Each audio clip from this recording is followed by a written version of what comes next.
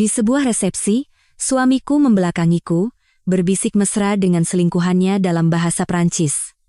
Aku diam-diam meninggalkan tempat itu. Kepala pelayan kami yang melihatku tampak terkejut dan berkata, "Nyonya, bukankah Anda doktor sastra Jerman? Anda pasti mengerti semua yang mereka katakan." Mendengar itu, wajah suamiku langsung pucat pasi di tempatnya berdiri. Namaku Saraswati. Usiaku 31 tahun. Aku telah menikah dengan Aditya Wijaya selama 3 tahun. Aditya adalah seorang CEO muda dan kompeten di sebuah perusahaan publik yang sukses. Di mata orang lain, kami tampak seperti pasangan yang ditakdirkan oleh surga.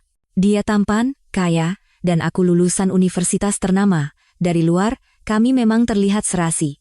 Namun, hanya aku yang tahu bahwa kehangatan dalam pernikahan ini sudah lama sirna. Sebelum menikah, aku sedang menyelesaikan program doktor di Jerman.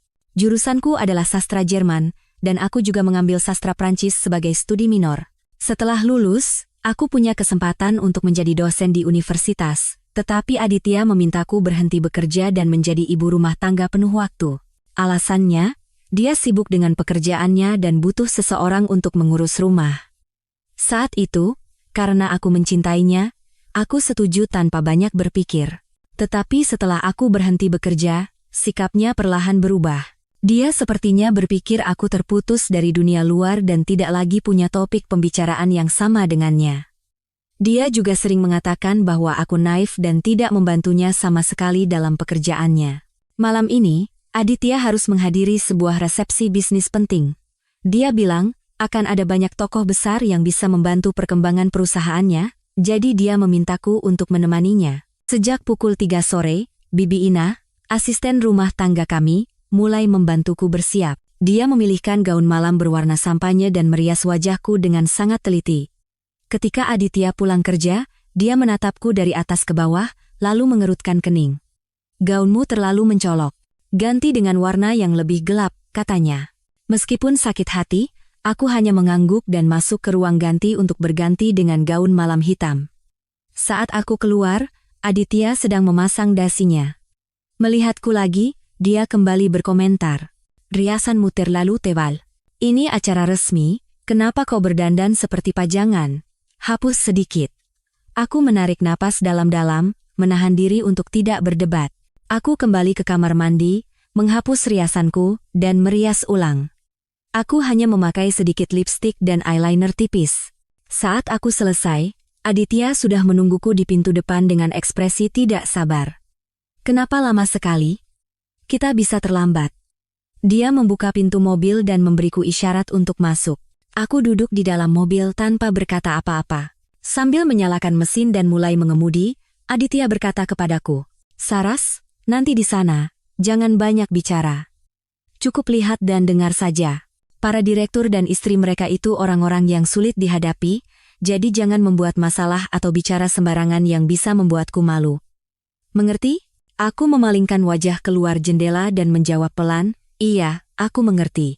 Aditya melanjutkan, "Dan kalau ada yang bertanya pekerjaanmu dulu, bilang saja mengurus rumah tangga untukku. Jangan sebut-sebut soal gelar doktormu.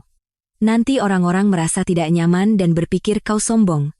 Hatiku terasa pedih. Aku menggenggam erat tasku. Saat belajar di Jerman, aku adalah penerima beasiswa dan fasih berbahasa Jerman maupun Prancis. Namun di mata Aditya, semua itu justru menjadi alasan yang membuatnya merasa tidak nyaman. "Kenapa aku tidak boleh mengatakannya? Gelar doktorku bukan sesuatu yang memalukan, kan?" Tanyaku tak tahan lagi. Aditya melirikku sekilas dengan nada kesal. "Sudah kubilang jangan, ya jangan. Kenapa banyak tanya? Kau pikir para direktur itu suka kalau istri mereka lebih pintar darinya? Diam saja dan jangan menyusahkanku." Aku tidak berkata apa-apa lagi. Hati ini terasa berat seolah tertimpa batu besar. Di dalam benaknya, aku hanyalah sebuah pajangan bisu di sisinya, yang bahkan tidak punya hak untuk mengungkapkan masa laluku sendiri. Setelah berkendara lebih dari 30 menit, kami akhirnya tiba di lokasi resepsi, sebuah ballroom hotel bintang 5 di Jakarta. Karpet merah terbentang di pintu masuk, dan banyak wartawan mengambil foto. Aditya memarkir mobil, turun, lalu membukakan pintu untukku. Wajahnya kini dihiasi senyum ramah yang sangat berbeda dari sebelumnya. "Ayo, Kita masuk, katanya sambil mencoba meraih tanganku. Tanpa sadar, aku mundur selangkah, menghindari sentuhannya.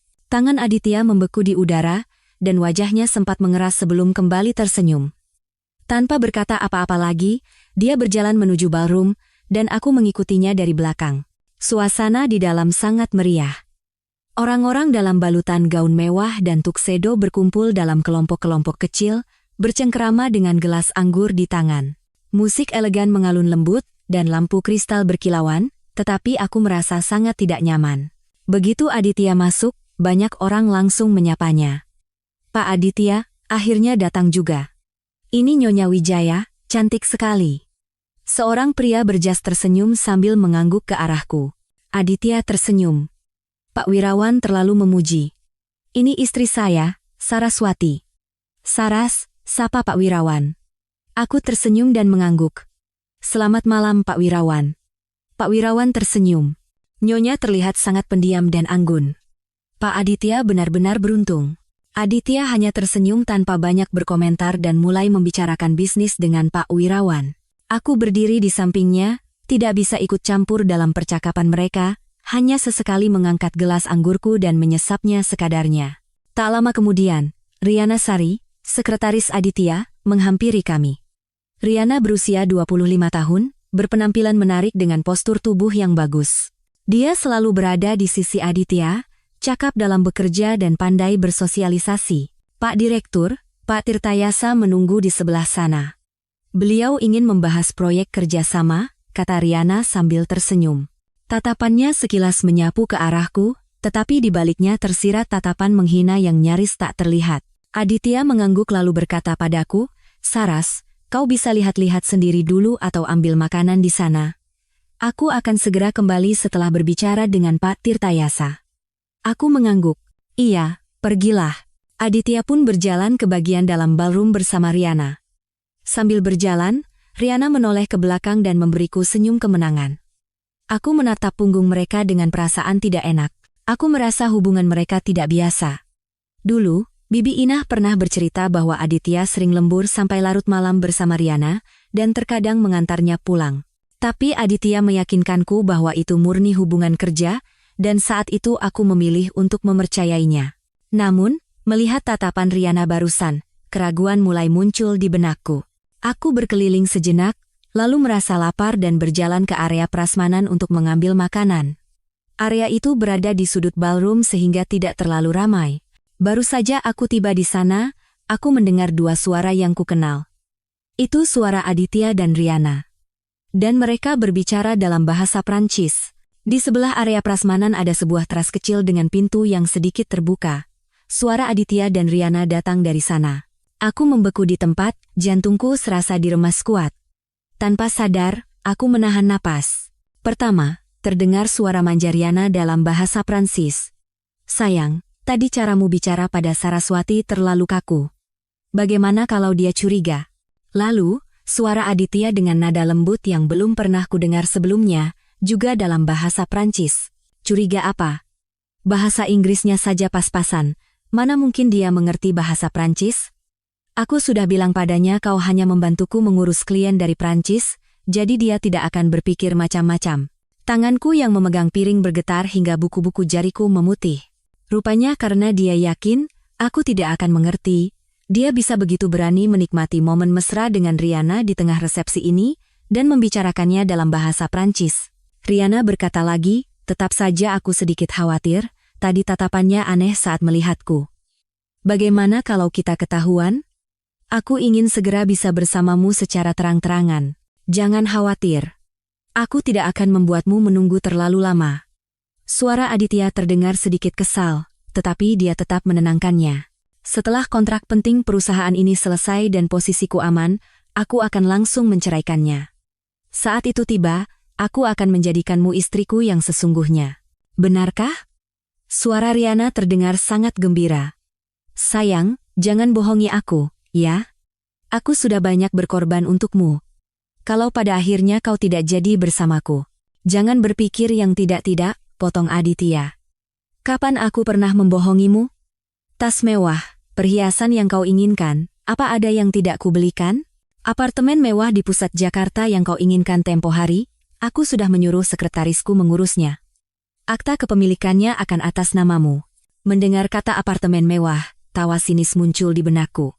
Bulan lalu, Aditya mengatakan padaku bahwa dana perusahaan sedang menipis dan memintaku meminjamkan uang warisan dari almarhumah ibuku untuk sementara.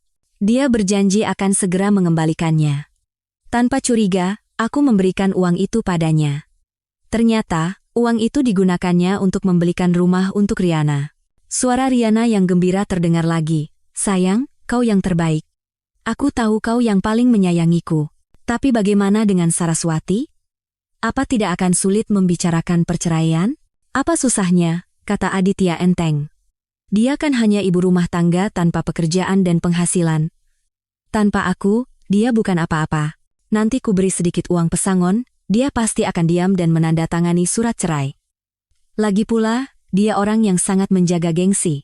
Dia tidak akan mau orang lain tahu kalau dia dicampakkan suaminya, jadi dia pasti memilih untuk menyelesaikannya diam-diam. Aku memejamkan mata dan menarik napas dalam-dalam, berusaha keras untuk tetap tenang, gengsi. Dia memang mengenalku dengan baik. Tapi ada satu hal yang tidak dia ketahui. Yang paling penting bagiku bukanlah gengsi, melainkan pengkhianatan dan penipuannya. Aku mengorbankan karierku, menyingkirkan harga diriku untuk pernikahan ini.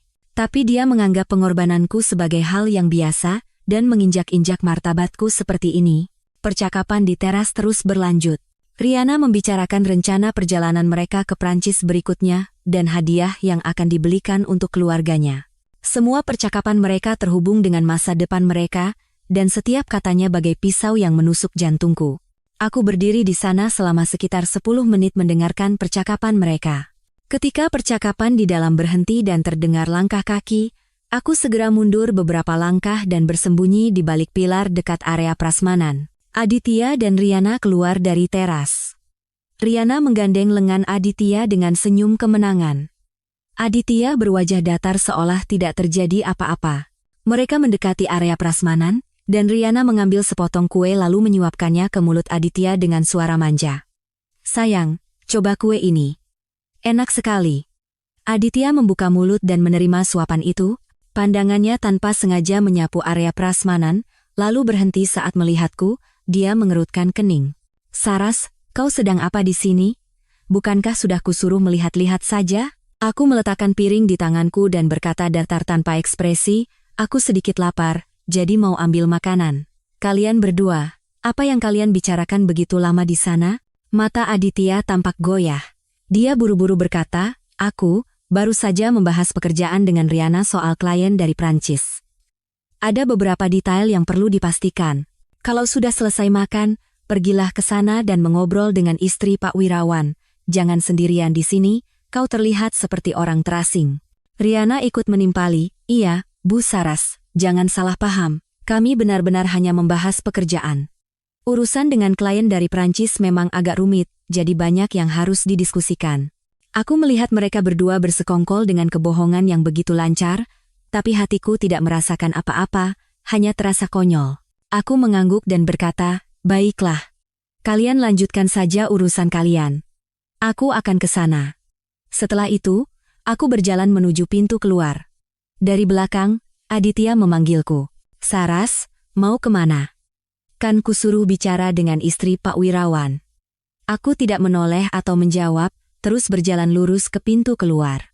Saat melewati kepala pelayan kami, Pak Budi, dia melihat wajahku yang pucat dan bertanya dengan cemas, Nyonya baik-baik saja? Apa Nyonya sedang tidak enak badan? Aku berhenti dan menatapnya, lalu berkata pelan, saya tidak apa-apa, hanya sedikit lelah, jadi saya mau pulang duluan. Tolong sampaikan pada Aditya untuk tidak perlu menunggu saya. Pak Budi ragu sejenak, lalu berkata, Nyonya, pulang sendirian selarut ini berbahaya. Biar saya sampaikan pada Pak Aditya untuk mengantar Nyonya. Tidak perlu, saya tidak apa-apa. Aku menggeleng. Saya bisa naik taksi. Tolong jangan beritahu dia kalau saya pulang, saya tidak mau membuatnya khawatir. Pak Budi hendak mengatakan sesuatu lagi, tetapi aku sudah berbalik dan keluar dari ballroom. Udara di luar terasa sedikit dingin.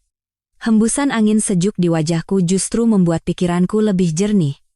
Aku berjalan ke pinggir jalan, memanggil taksi, dan menyebutkan alamat rumah sahabatku, Maya. Maya adalah sahabatku sejak kecil. Dia tahu segalanya tentangku dan sejak awal menentang pernikahanku dengan Aditya. Dia bilang Aditya terlalu egois dan tidak akan pernah menghargai betapa berharganya diriku. Duduk di kursi belakang taksi, memandangi pemandangan kota yang berlalu dengan cepat, hatiku terasa luar biasa tenang. Tidak ada tangis, tidak ada amarah, yang ada hanyalah perasaan lega. Pernikahan selama 3 tahun ini harus berakhir hari ini. Taksi tiba di depan rumah Maya tak lama kemudian. Aku membayar ongkos, turun, dan naik ke atas. Rumah Maya berada di apartemen 7 lantai tanpa lift. Langkahku menaiki tangga tidak terasa berat sama sekali, sangat stabil. Setibanya di depan pintu, aku mengetuk. Terdengar suara Maya dari dalam. Siapa? Aku, Mei. Pintu terbuka, dan Maya terkejut melihatku. Saras, kenapa kau di sini? Bukankah kau bilang pergi ke resepsi dengan Aditya? Dan kenapa pakaianmu seperti ini? Aku masuk, melepas sepatu hak tinggiku, dan duduk di sofa. Aku akan menceraikan Aditya. Maya buru-buru menutup pintu dan duduk di sampingku. Ada apa? Apa si brengsek itu menyakitimu lagi? Ceritakan semuanya padaku. Apa yang sebenarnya terjadi? Aku menatap Maya dan menceritakan semua yang terjadi di resepsi, percakapan Aditya dan Riana dalam bahasa Prancis, dan fakta bahwa Aditya menggunakan uang warisan ibuku untuk membelikan Riana rumah. Setelah mendengar semuanya, Maya memukul sofa dengan marah. Aditya, si brengsek itu benar-benar gila. Beraninya dia melakukan ini padamu? Dan perempuan bernama Riana itu benar-benar rubah betina. Saras, jangan terlalu sedih. Pria seperti itu tidak pantas ditangisi. Bercerailah. Itu keputusan yang tepat. Aku mendukungmu. Aku tidak sedih. Aku menggeleng. Hanya merasa hampa. 3 tahun berakhir seperti ini. Tapi sekarang semuanya sudah jelas. Daripada mengorbankan diriku dalam pernikahan tanpa kehangatan, lebih baik aku segera keluar dan memulai hidup baru. Maya menggenggam tanganku erat. Saras, aku lega kau berpikir begitu. Jangan khawatir. Aku akan selalu ada di sisimu. Kalau kau tidak mau pulang ke rumah itu, tinggallah di sini untuk sementara. Jauh lebih baik kita tinggal berdua daripada kau hidup dengan sampah seperti itu. Aku mengangguk. Hati ini terasa hangat. Dengan teman sebaik Maya di sisiku, apa yang perlu ditakutkan? Sementara itu, di resepsi, setelah selesai berbicara dengan Riana, Aditya mulai mencariku. Tapi dia tidak bisa menemukanku dimanapun. Dia mengerutkan kening dan bertanya pada Pak Budi yang berdiri di dekatnya. Apa Anda melihat istri saya? Kemana dia pergi? Pak Budi ragu sejenak, lalu berkata jujur. Pak Direktur, Nyonya tadi bilang sedikit lelah dan sudah pulang lebih dulu. Aditya tertegun sejenak, lalu marah. Apa? Dia pulang sendiri tanpa memberitahuku? Apa dia tidak tahu di luar berbahaya?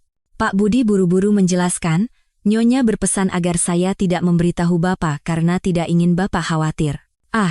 Dan tadi saya dengar dari Bibi Inah di rumah, Nyonya dulu mendapatkan gelar doktor sastra Jerman di Jerman dan juga mengambil studi minor sastra Prancis. Katanya, Nyonya sangat fasih. Wajah Aditya langsung pucat pasi. Gelas anggur di tangannya jatuh ke lantai dengan suara keras, pecah berkeping-keping. Maya membawakanku segelas air hangat dan menyelimuti kakiku dengan selimut. Saras, jangan terlalu banyak berpikir. Malam ini istirahatlah yang nyenyak. Masalah perceraian, kita pikirkan besok. Aditya si sampah itu, kita tidak akan biarkan dia lolos begitu saja. Aku menerima gelas itu dan menyesapnya. Perutku terasa sedikit hangat. Iya, aku tahu. Aku sudah memikirkan semuanya. Besok aku akan langsung menemui pengacara untuk mengurus proses perceraian. Uang ibuku yang dipakai Aditya untuk membelikan rumah Riana, dan perselingkuhannya, semua akan kuperhitungkan. Maya menepuk bahuku. Bagus. Aku akan menemanimu. Aku kenal seorang pengacara perceraian yang sangat hebat. Besok aku akan langsung menghubunginya. Kita buat si brengsek Aditya itu bangkrut. Kami berbincang sebentar lagi, lalu Maya menyuruhku beristirahat di kamar tamu karena khawatir aku lelah. Berbaring di tempat tidur yang empuk, aku sulit tidur. Di kepalaku terus terngiang percakapan Aditya dan Riana di teras dan suaranya yang meremehkanku. Dia kan hanya ibu rumah tangga tanpa pekerjaan dan penghasilan. Tanpa aku, dia bukan apa-apa. Aku tersenyum dingin. Saraswati yang dia kenal, yang dunianya berpusat padanya dan yang dia yakini tidak bisa hidup tanpanya, sudah tidak ada lagi. Saraswati yang mencintainya sudah mati saat dia mengkhianatiku. Saraswati yang sekarang tidak hanya akan menceraikannya, tetapi juga akan merebut kembali semua yang menjadi hakku dan membuatnya membayar atas semua perbuatannya. Entah berapa lama, aku akhirnya tertidur lelap. Keesokan paginya, aku bangun lebih awal. Setelah mandi, aku melihat Maya sudah menyiapkan sarapan. Kami sarapan sambil membahas rencana perceraian. Maya mengeluarkan ponselnya dan menelepon pengacara itu, membuat janji bertemu di kantor hukumnya pukul 10 pagi. Setelah sarapan, kami bersiap dan berangkat ke kantor hukum. Di perjalanan, ponselku berdering. Aditya. Aku melirik layar, lalu menekan tombol tolak, kemudian aku mengubah ponselku ke mode senyap. Maya tersenyum. Bagus. Begitu seharusnya. Jangan biarkan dia merusak suasana hati kita. Kami tiba di kantor hukum tepat waktu. Pengacaranya adalah seorang pria berusia 50-an bernama Pak Tirtayasa, yang terlihat sangat bijaksana dan dapat diandalkan. Pak Tirtayasa meminta kami menjelaskan kronologi kejadian secara detail. Aku menceritakan semuanya dengan jujur. Perselingkuhan Aditya, penggunaan uangku untuk membeli rumah bagi Riana, hingga percakapan mereka dalam bahasa Prancis di resepsi. Setelah mendengar semuanya, Pak Tirtayasa mengangguk.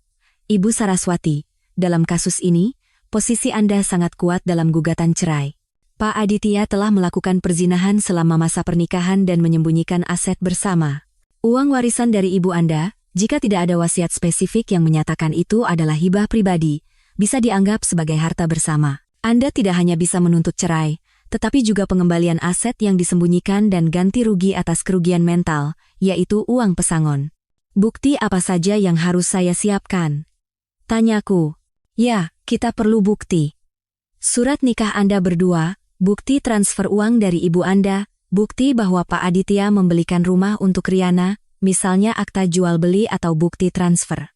Dan tentu saja, bukti perselingkuhan Pak Aditya, seperti foto, video, atau rekaman suara. Semakin banyak bukti, semakin baik posisi Anda. Aku mengangguk. Bukti transfer ada di ponsel saya. Bukti pembelian rumah untuk Riana, saya akan coba cari cara. Untuk bukti perselingkuhan, saya memang mendengar percakapan mereka di resepsi, tapi tidak ada rekamannya. Bagaimana ya? Pak Tirtayasa berpikir sejenak. Tidak masalah. Tanpa rekaman pun ada cara lain. Kita bisa menggunakan saksi, misalnya kepala pelayan di resepsi itu. Beliau tahu bahwa Anda pulang lebih awal dan juga tahu bahwa Anda bisa berbahasa Prancis. Beliau bisa bersaksi bahwa Anda kemungkinan besar mendengar percakapan mereka. Selain itu, kita bisa mengajukan permohonan ke pengadilan untuk memeriksa riwayat panggilan dan pesan antara Pak Aditya dan Riana. Itu semua bisa menjadi bukti perselingkuhan. Mendengar penjelasan Pak Tirtayasa, hatiku menjadi lebih tenang. Terima kasih, Pak Pengacara, tolong tangani kasus ini. Sama-sama, ini sudah tugas saya. Pak Tirtayasa tersenyum. Saya akan segera mulai menyusun gugatan. Sekarang, silakan pulang dan siapkan bukti-bukti yang diperlukan. Jika ada perkembangan baru, saya akan segera menghubungi Anda. Keluar dari kantor hukum, aku dan Maya menghela napas lega. Maya berkata, lihat, Saras. Ternyata tidak sesulit yang kita bayangkan, si brengsek Aditya itu tidak akan bisa lolos. Aku tersenyum dan mengangguk, harapan mulai tumbuh di hatiku. Sementara itu, di resepsi, Aditya yang memecahkan gelas anggur menarik perhatian banyak tamu. Semua orang mendekat untuk melihat apa yang terjadi, dan Riana pun bergegas menghampiri, memegang lengan Aditya. Sayang, kenapa? Kau tidak apa-apa?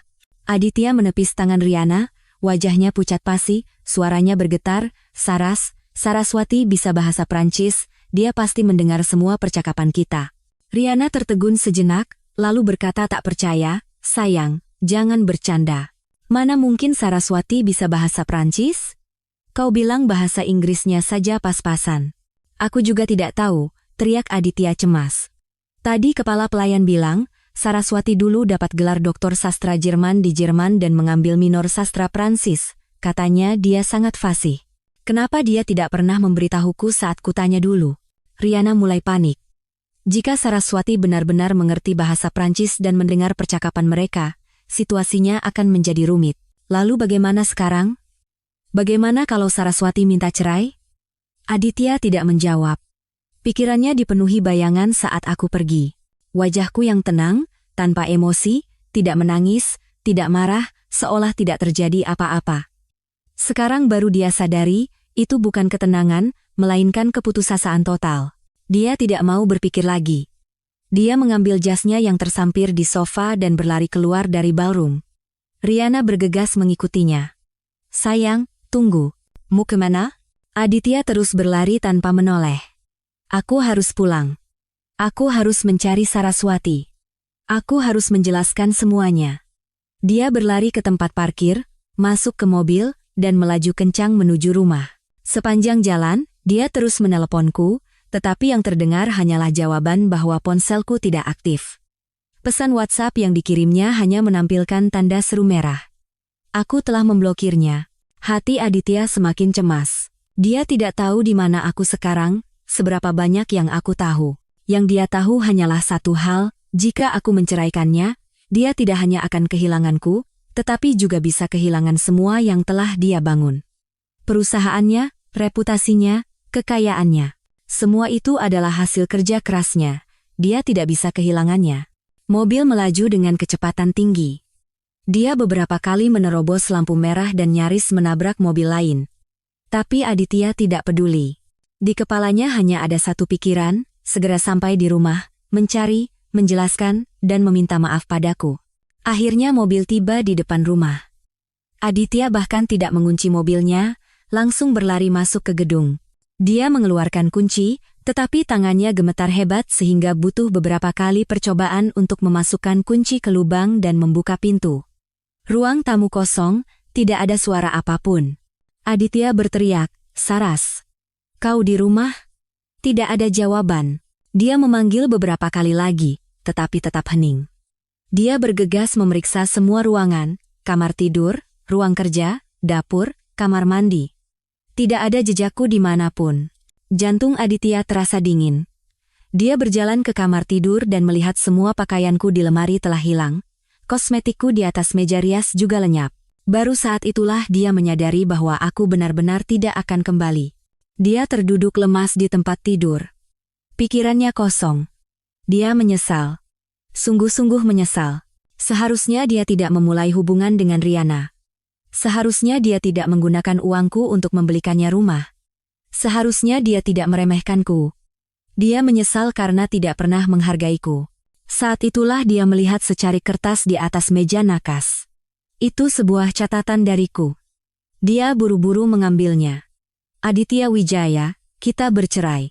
Aku mendengar semua percakapanmu dengan Riana Sari di resepsi. Aku juga tahu kau menggunakan uang warisan dari ibuku untuk membelikan perempuan itu rumah. Aku sudah menunjuk pengacara. Aku akan menceraikanmu melalui jalur hukum dan mengambil kembali semua yang menjadi hakku. Jangan mencariku. Tidak perlu ada penjelasan. Tidak ada lagi yang perlu kita bicarakan. Tangan Aditya yang memegang catatan itu gemetar hebat. Catatan itu jatuh ke lantai. Dia merebahkan diri di tempat tidur dan akhirnya menangis terseduh-seduh. Baru sekarang dia sadar, yang hilang darinya bukan hanya seorang istri. Dia telah kehilangan seseorang yang pernah mencintainya dengan sepenuh hati, seseorang yang rela mengorbankan segalanya untuknya. Dan semua ini adalah akibat dari perbuatannya sendiri. Setelah keluar dari kantor hukum, aku dan Maya langsung pergi ke bank. Aku perlu mencetak riwayat transfer dari ibuku dan riwayat transaksi bank Aditya baru-baru ini. Aku ingin memastikan apakah dia menyembunyikan aset lain selain membeli rumah untuk Riana. Di bank, aku menyerahkan KTP dan kartu ATM-ku kepada petugas dan meminta cetakan riwayat transaksi selama 1 tahun terakhir. Petugas memintaku mengisi formulir, dan tak lama kemudian, setumpuk tebal dokumen transaksi sudah di tanganku. Aku dan Maya duduk di area tunggu bank, memeriksa lembar demi lembar dengan teliti. Benar saja, ada catatan transfer sebesar 1 miliar rupiah 3 bulan yang lalu. Nama di rekening penerima bukan Riana Sari, tetapi aku ingat rekening itu. Itu adalah rekening kerabat jauh Aditya. Dulu, Aditya pernah bilang bahwa kerabat itu membantunya mengelola dana pribadi. Sekarang, sepertinya uang itu ditransfer melalui kerabat tersebut untuk membelikan rumah bagi Riana. Bukan hanya itu. Aku juga menemukan bahwa Aditya setiap bulan mentransfer uang ke sebuah rekening asing, mulai dari beberapa juta hingga puluhan juta rupiah. Ini sudah berlangsung sejak awal tahun lalu, dengan total mencapai ratusan juta rupiah. Aku mencatat nomor rekening ini dan berencana meminta Pak Tirtayasa untuk menyelidiki siapa pemiliknya. Aku tidak menyangka Aditya menyembunyikan begitu banyak dana gelap dan aset. Maya memukul meja dengan marah. Saras, jangan khawatir. Uang ini semua harus kita ambil kembali. Kita tidak boleh membiarkan si rubah betina itu dan si brengsek itu lolos begitu saja. Aku mengangguk sambil menyimpan dokumen transaksi dengan baik. Aku juga harus pergi ke Badan Pertanahan Nasional. Aku perlu memastikan informasi spesifik tentang apartemen mewah atas nama Riana itu. Waktu pembelian, harga, cara pembayaran, semua itu akan menjadi bukti penting. Bagus, aku temani, kata Maya. Hari ini kita kumpulkan semua bukti yang bisa didapat. Cepat serahkan pada Pak Tirtayasa agar kita bisa segera menggugat si brengsek itu. Kami pun berangkat ke kantor BPN. Aku menunjukkan KTP dan menjelaskan situasiku kepada petugas, mengatakan bahwa aku ingin memeriksa informasi properti atas nama Riana Sari. Namun, petugas mengatakan bahwa karena Undang-Undang Perlindungan Data Pribadi, mereka tidak bisa sembarangan memberikan informasi properti orang lain, kecuali ada perintah pemeriksaan dari pengadilan. Aku sedikit kecewa. Maya menghiburku. Tidak apa-apa. Kita bisa minta Pak Tirtayasa mengajukan permohonan perintah pemeriksaan. Nanti semuanya pasti bisa dicek. Sekarang kita sudah punya bukti awal berupa riwayat transaksi bank. Ini sudah merupakan kemajuan besar. Aku mengangguk. Meskipun kecewa, aku tahu aku tidak boleh terburu-buru. Saat kami keluar dari kantor BPN, hari sudah lewat pukul 3 sore. Maya berkata dia akan mentraktirku makan malam untuk merayakan pengumpulan bukti pertama kami. Kami mencari restoran yang nyaman dan memesan makanan kesukaanku. Saat sedang makan, ponselku tiba-tiba berdering. Nomor tak dikenal. Aku ragu sejenak, lalu mengangkatnya. Halo, apakah ini dengan Ibu Saraswati? Terdengar suara pria yang familiar dari seberang telepon. Aku berpikir sejenak, lalu berkata, iya, betul. Ini siapa ya? Saya Pak Budi, kepala pelayan di rumah Pak Aditya. Bu, suara Pak Budi terdengar sangat mendesak. Ibu, sekarang ada di mana? Pak Direktur sedang mencari ibu seperti orang gila. Beliau bilang beliau salah dan ingin meminta maaf serta memohon pengampunan dari ibu. Apa ibu bersedia menemuinya sekali saja? Aku tersenyum sinis. Pak Budi, saya tidak punya apa-apa lagi untuk dibicarakan dengan Aditya Wijaya. Saya sudah menunjuk pengacara dan sedang dalam proses perceraian. Tolong sampaikan padanya untuk tidak mencari saya. Pak Budi berkata dengan panik, Ibu, jangan begitu dingin. Pak Direktur benar-benar menyesali perbuatannya. Sejak pulang dari resepsi, beliau mengurung diri di kamar, tidak mau makan, dan sudah beberapa kali menangis. Beliau menyesal telah berselingkuh dengan Riana, menyembunyikan aset, dan terutama, meremehkan ibu. Tolong beri beliau satu kesempatan lagi. Kesempatan? Aku berkata datar. Saat dia berselingkuh dengan Riana, saat dia menggelapkan uangku, apa dia pernah memberiku kesempatan? Pak Budi, jangan bujuk saya lagi. Saya tidak punya niat untuk memaafkannya. Sampaikan padanya untuk mengurus hidupnya sendiri. Aku menutup telepon setelah mengatakan itu dan langsung memblokir nomornya. Maya menatapku. Aditya menyuruh kepala pelayannya menelepon, kan? Sekarang dia takut, jadi minta maaf. Aku mengangguk. Iya. Tapi sudah terlambat. Aku tidak akan memberinya kesempatan lagi. Sementara itu, Pak Budi yang teleponnya diputus, masuk ke kamar Aditya dengan ekspresi pasrah. Aditya sedang duduk di tempat tidur, rambutnya acak-acakan, matanya merah, dia terlihat sangat kacau. Bagaimana, dia mau menemuiku? Tanya Aditya sambil bangkit dengan cemas. Pak Budi mengheleng. Pak Direktur, Nyonya bilang tidak mau bertemu. Beliau bilang sudah menunjuk pengacara untuk mengurus perceraian. Dan beliau juga berkata, saat Bapak berselingkuh dengan Riana dan menggelapkan aset, Bapak tidak memberinya kesempatan, jadi sekarang beliau juga tidak bisa memberi Bapak kesempatan. Wajah Aditya semakin pucat. Dia terduduk lemas di tempat tidur dan bergumam. Dia benar-benar berkata begitu? Dia benar-benar tidak mau memberiku satu kesempatan pun?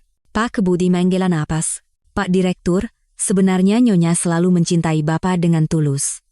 Bapaklah yang telah melukainya terlalu dalam. Coba Bapak pikirkan, Nyonya rela melepaskan pekerjaan bagus sebagai dosen universitas demi Bapak, menjadi ibu rumah tangga, dan mengurus rumah dengan sempurna. Tapi Bapak tidak menghargai pengorbanan Nyonya dan malah berselingkuh dengan Riana. Bapak bahkan menggunakan uang warisan dari ibu Nyonya untuk membelikan Riana rumah. Itu sama saja dengan menusuk pisau ke jantung Nyonya. Aditya menutupi wajahnya dengan tangan. Aku tahu semua itu, tapi sekarang aku menyesal. Aku ingin menebusnya, aku ingin memulai lagi. Kenapa dia tidak mau memberiku kesempatan? Pak Direktur, sekarang sudah terlambat untuk menyesal, kata Pak Budi.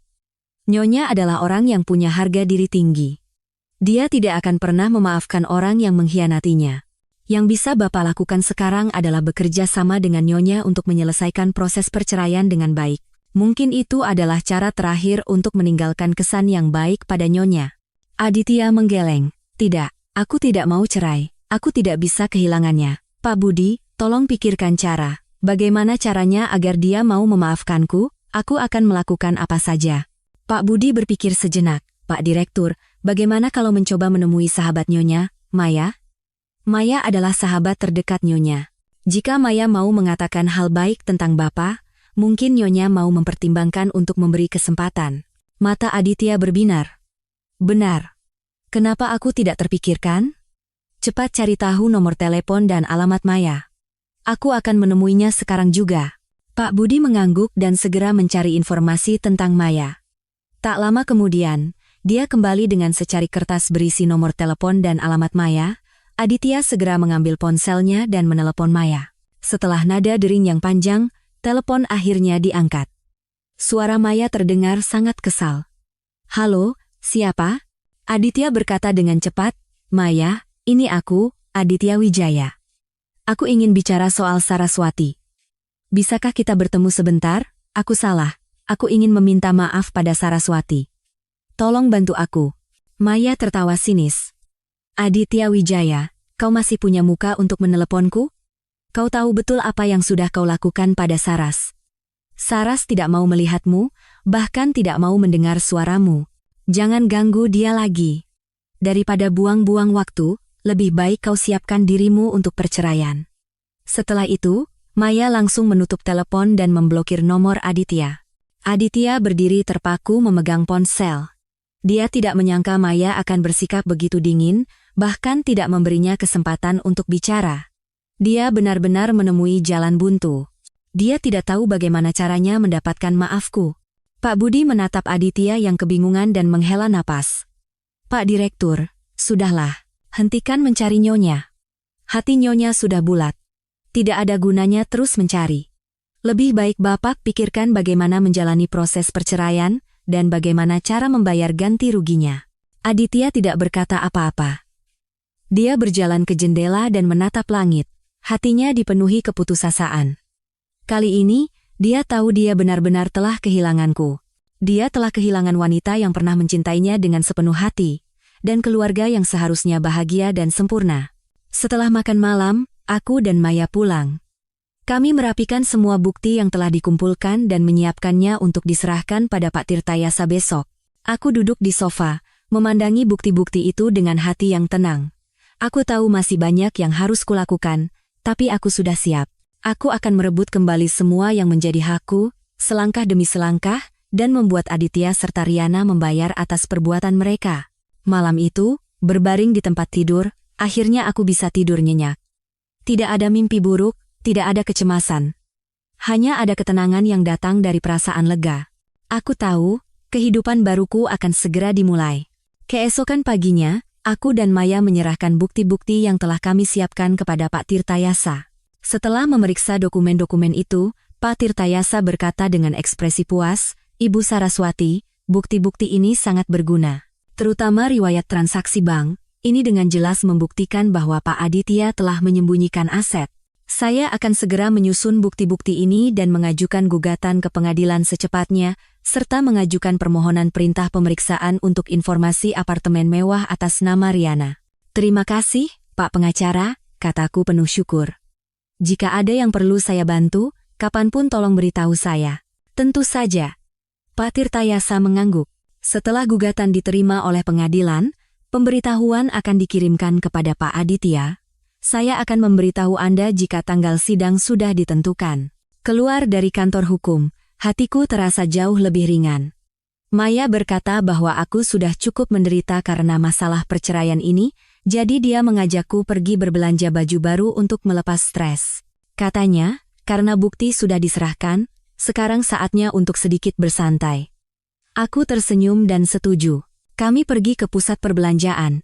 Kami berkeliling ke beberapa toko dan membeli beberapa setel pakaian bergaya simpel dan nyaman. Maya memilihkan sepasang sepatu datar untukku, mengatakan bahwa dulu aku selalu memakai sepatu hak tinggi dan itu pasti sangat melelahkan. Sekarang saatnya untuk lebih menyayangi diriku sendiri. Kami makan siang di pusat perbelanjaan itu dan sorenya menonton film. Menghabiskan hari seperti itu membuat suasana hatiku jauh lebih baik dan senyum mulai kembali menghiasi wajahku.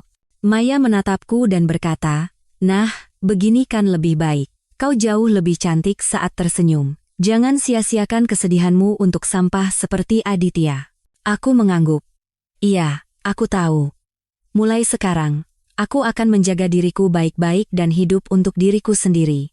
Sementara itu, Aditya yang telah diblokir bahkan oleh Maya, jatuh dalam keputusasaan total. Dia mengurung diri di rumah, tidak makan, tidak minum, dan tidak pergi ke kantor. Dia hanya berdiam diri di kamar sepanjang hari, seperti mayat hidup. Pak Budi merasa kasihan melihatnya, tetapi tidak tahu bagaimana cara menghiburnya. Suatu sore, telepon datang dari wakil direktur perusahaan. Dia mengatakan ada rapat penting yang harus dipimpin oleh Aditya dan bertanya kapan dia bisa datang ke kantor. Dengan enggan, Aditya akhirnya bangkit dari tempat tidur, mencuci muka, berganti pakaian, dan pergi ke kantor. Setibanya di ruang rapat, para pemegang saham dan eksekutif sudah berkumpul. Melihat wajah Aditya yang pucat dan penampilannya yang kacau, semua orang terkejut. Wakil direktur, Pak Chandra, segera berkata, "Pak Direktur, Anda sudah datang. Mari kita mulai rapatnya. Hari ini kita akan membahas proyek kerjasama dengan pihak Prancis. Ini proyek yang sangat penting bagi perusahaan, jadi kami butuh keputusan dari Bapak." Aditya mengangguk dan duduk di kursi pimpinan, tetapi tidak bisa berkata apa-apa. Pikirannya dipenuhi masalah perceraian denganku sehingga dia tidak bisa fokus pada pekerjaan. Seorang pemegang saham tidak tahan dan bertanya, "Pak Aditya, apa Anda sedang tidak sehat? Jika kondisi Anda tidak baik, kita bisa tunda rapatnya." Aditya menggeleng. "Tidak. Saya tidak apa-apa. Silakan lanjutkan rapatnya." Namun, rapat baru berjalan beberapa menit, Aditya sudah membuat kesalahan karena tidak fokus. Dia salah menyebut nama perusahaan mitra dari Prancis dan salah melaporkan anggaran proyek. Para pemegang saham saling memandang dengan kening berkerut, wajah mereka menunjukkan ketidakpuasan. Pak Chandra segera mencoba menyelamatkan situasi. Sepertinya Pak Direktur terlalu lelah akhir-akhir ini sehingga sedikit tidak fokus. "Mari kita istirahat 10 menit. Pak Direktur, silakan minum air dan istirahat sejenak." Aditya mengangguk dan keluar dari ruang rapat. Dia berdiri di koridor, mengeluarkan ponselnya, dan mencoba meneleponku lagi, tetapi tetap tidak tersambung. Dia menelepon Pak Budi, menanyakan apakah ada kabar dariku. Pak Budi menjawab, "Tidak ada kabar dari Nyonya, Pak. Tapi saya dengar dari Bibi Inah, Nyonya kemarin pergi ke kantor hukum, bank, dan kantor BPN. Sepertinya beliau sedang mengumpulkan bukti untuk menggugat Bapak." Jantung Aditya serasa berhenti berdetak. "Apa? Sudah mengumpulkan bukti? Dia benar-benar mau menceraikanku?" "Sepertinya begitu, Pak," kata Pak Budi sambil menghela napas. "Nyonya kali ini sepertinya sudah sangat mantap, sebaiknya Bapak juga bersiap-siap." Aditya menutup telepon. Hatinya semakin cemas. Jika aku benar-benar menggugatnya, dia tidak hanya harus bercerai, tetapi juga harus mengembalikan aset yang disembunyikan dan membayar uang pesangon. Bahkan, reputasi perusahaan dan harga saham bisa ikut terpengaruh. Dia tidak bisa membiarkan itu terjadi. Dia harus menghentikanku. Tiba-tiba Aditya teringat bahwa beberapa pemegang saham di perusahaannya memiliki sedikit hubungan baik dengan keluargaku. Mungkin mereka bisa membujukku, pikirnya. Dia kembali ke ruang rapat dan berkata kepada para pemegang saham, "Bapak-bapak sekalian, saya punya satu permintaan." Akhir-akhir ini saya sedang ada sedikit masalah dengan istri saya, Saraswati. Dia ingin menceraikan saya dan sedang mengumpulkan bukti untuk menggugat saya. Karena bapak-bapak juga kenal baik dengan keluarga Saraswati, bisakah bapak-bapak membantu saya membujuknya agar tidak jadi bercerai? Para pemegang saham terkejut mendengar itu. Mereka tidak menyangka hubungan Aditya dan Saraswati memburuk sampai ke titik perceraian, bahkan gugatan. Seorang pemegang saham senior berkata, "Pak Aditya, sebenarnya ada masalah apa antara Anda dan Saraswati? Saraswati adalah orang yang sangat rasional. Jika tidak ada masalah besar, dia tidak akan sampai mau menggugat." Aditya ragu-ragu. Dia tidak berani menceritakan perselingkuhan dan penggelapan asetnya, hanya mengatakan ada sedikit kesalahpahaman. Hanya ada sedikit salah paham, dan saya tidak menjelaskannya dengan baik, jadi istri saya mau bercerai. Pemegang saham lain mengerutkan kening. "Pak Aditya, jika hanya salah paham, seharusnya bisa diselesaikan dengan penjelasan yang baik. Kenapa sampai mau digugat? Dan setahu saya, Ibu Saraswati belum lama ini meninggal dan meninggalkan warisan untuknya. Apa Anda menyentuh uang itu?" Jantung Aditya berdebar kencang. Dia tidak menyangka para pemegang saham tahu sampai sejauh itu. Dia buru-buru berkata, "Iya. Saya memang menyentuh uang itu, tapi itu untuk dana perusahaan. Bukan sengaja menggelapkan uang istri saya." "Dana perusahaan?" Pemegang saham senior itu tersenyum sinis. "Pak Aditya, apa Anda pikir kami bodoh? Kami sudah mencari tahu.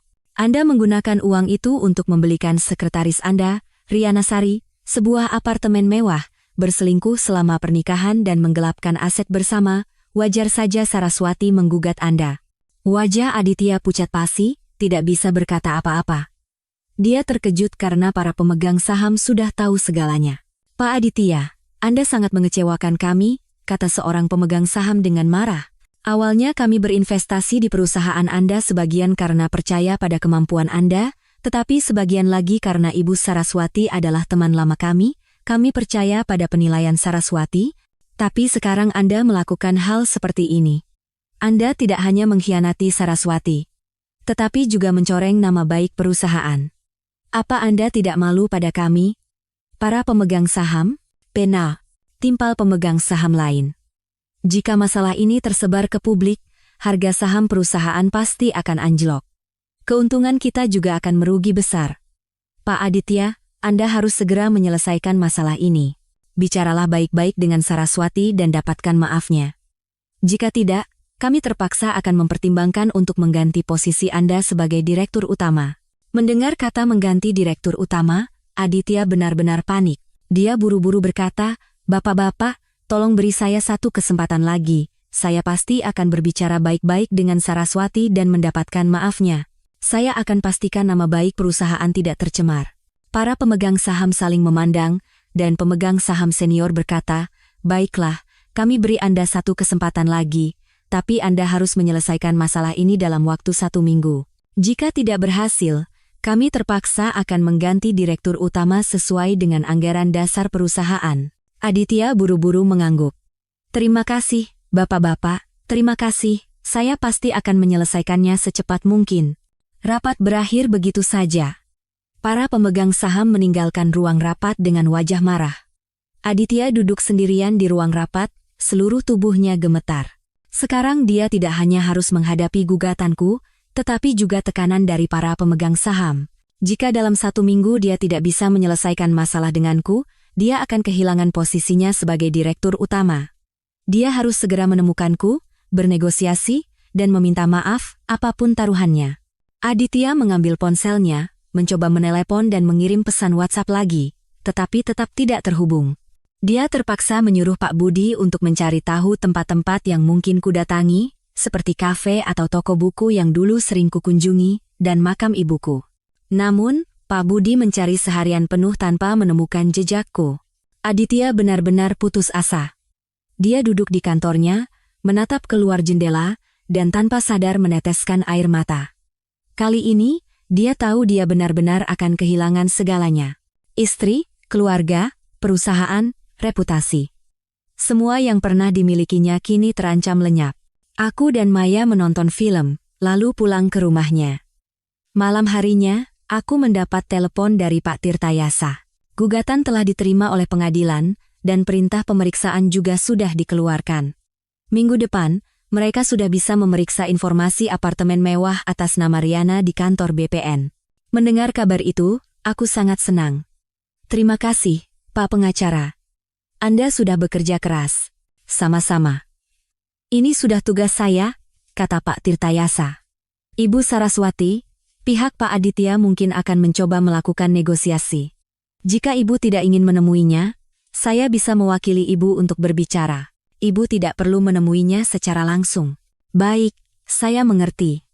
Jika dia menawarkan negosiasi, saya akan memintanya untuk menghubungi Bapak.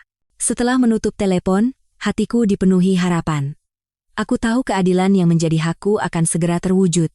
Aditya dan Riana, mereka pasti akan menerima hukuman yang setimpal atas perbuatan jahat mereka. Malam itu, berbaring di tempat tidur, aku tidur dengan cepat.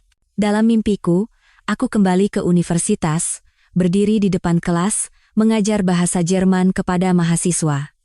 Semua mahasiswa mendengarkan penjelasanku dengan serius. Wajah mereka dihiasi senyum bahagia. Aku tahu, inilah kehidupan yang kuinginkan. Kehidupan yang sederhana, tetapi penuh dan bermakna. Aku percaya, jika aku bisa melewati masa sulit ini, hidupku pasti akan menjadi lebih baik. Dan Aditya, dia akan membayar mahal atas perbuatannya. Seminggu kemudian, aku mendapat telepon dari Pak Tirtayasa. Dia berhasil mendapatkan informasi properti apartemen mewah atas nama Riana. Aku dan Maya bergegas ke kantor hukum. Pak Tirtayasa menyerahkan dokumen itu kepada kami. Ibu Saraswati, apartemen ini dibeli 3 bulan yang lalu dengan harga total 3,5 miliar rupiah, dibayar tunai penuh.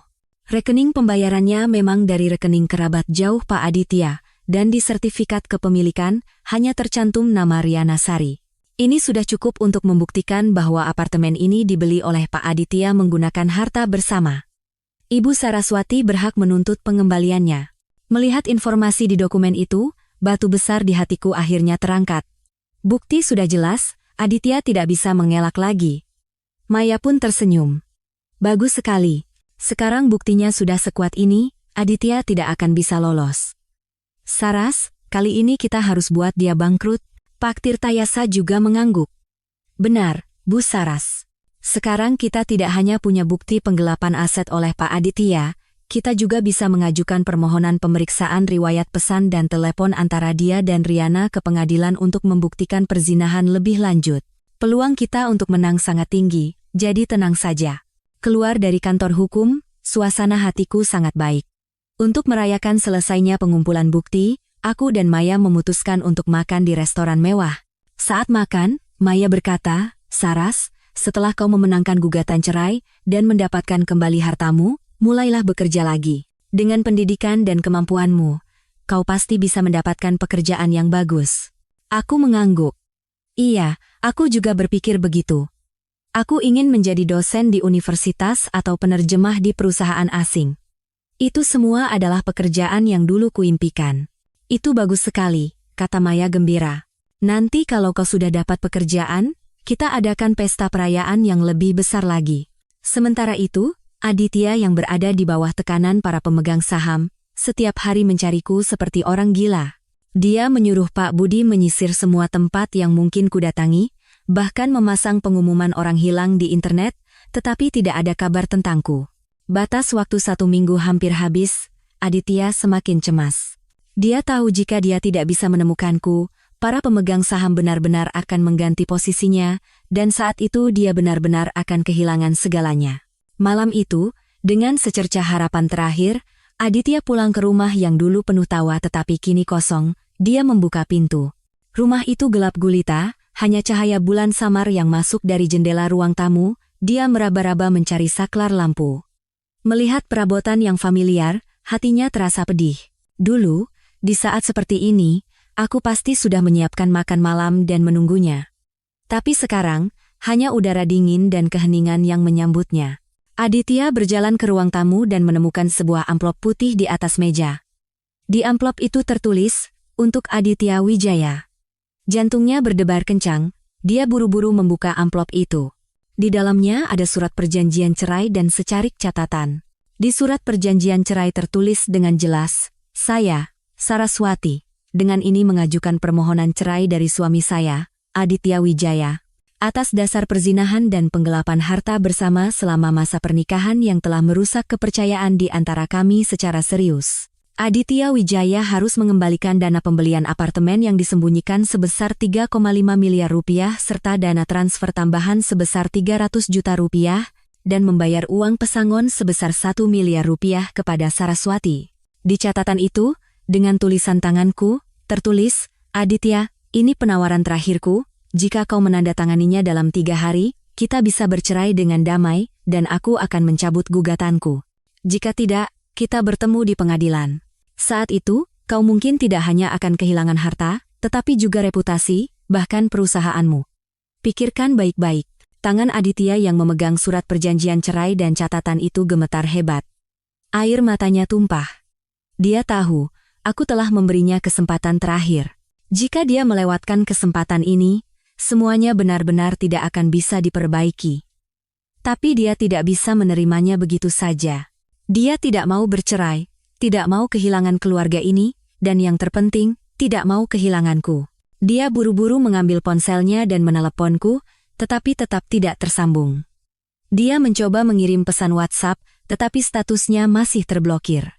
Aditya terduduk lemas di sofa, menatap surat perjanjian cerai dengan penyesalan yang mendalam. Dia menyesal telah memulai hubungan dengan Riana, menggelapkan aset, dan tidak menghargai aku serta keluarga ini. Saat itu, ponselnya berdering. Riana Sari. Aditya mengerutkan kening dan mengangkat telepon. Suara Riana terdengar seperti habis menangis. "Sayang, kenapa akhir-akhir ini tidak menghubungiku? Telepon tidak diangkat, WhatsApp tidak dibalas. Apa kau sudah tidak peduli padaku lagi?" Aditya berkata dengan kesal, "Aku tidak punya waktu untuk bicara soal itu sekarang. Aku sibuk." Sikap dingin Aditya membuat Riana semakin sedih. "Sayang, apa kau marah padaku karena Saraswati? Aku tidak tahu apa-apa. Kau sudah janji akan menceraikan Saraswati dan menikahiku. Sekarang penuhi janjimu. Kalau tidak, aku akan menyebarkan semua foto dan video kita, biar semua orang tahu betapa brengseknya dirimu." Mendengar kata foto dan video, seluruh tubuh Aditya gemetar. "Riana, kau keterlaluan. Aku sudah cukup pusing, kenapa kau menambah masalah? Coba saja kau sebarkan, aku tidak akan tinggal diam." "Tidak akan tinggal diam?" Riana tertawa sinis. "Sayang, kau bahkan tidak bisa mengurus dirimu sendiri, apa kau punya waktu untuk menguruskanku? Dengar baik-baik, ceraikan Saraswati sekarang juga dan nikahi aku, atau aku akan langsung menyebarkan semua bukti itu. Kita hancur bersama-sama." Aditya menutup telepon dan membanting ponselnya ke lantai. Layarnya pecah berkeping-keping, dia benar-benar menemui jalan buntu. Di satu sisi, ada ultimatum dariku. Di sisi lain, ada ancaman dari Riana. Dan juga tekanan dari para pemegang saham. Dia tidak tahu harus berbuat apa. Dia duduk di sofa, tidak tidur semalaman. Keesokan paginya, melihat matahari terbit perlahan dari balik jendela, dia mengambil keputusan. Dia harus menemuiku, meminta maaf secara langsung, dan memohon pengampunan, apapun taruhannya. Aditya mencuci muka, mengenakan pakaian bersih, dan keluar rumah. Dia menuju ke pemakaman ibuku.